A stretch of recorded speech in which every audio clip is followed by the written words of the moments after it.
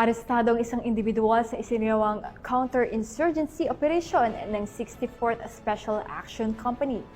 6th Special Action Battalion ng PNP SAF kasama ang Hinulgan City Police Station Negros Oriental Police Provincial Office sa kaso nitong multiple murder. Police Corporal Marcelino Termeñas sa ulat.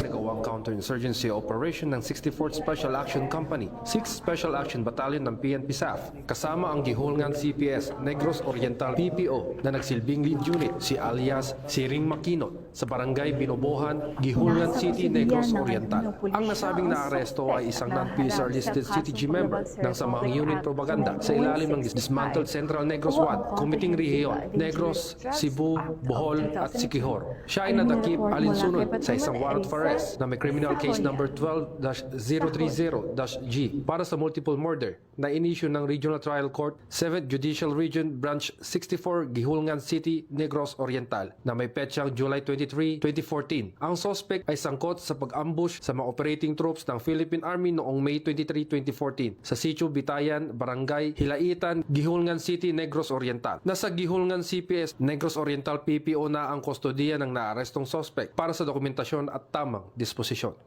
At mula dito sa headquarters sa Fort Santo Domingo, Santa Rosa City, Laguna, ang tahanan ng inyong tagaligtas. Ako ang inyong PNN correspondent, Police Corporal Marcelino Termeñas, alagad ng batas, tagataguyod ng Balitang Pulis.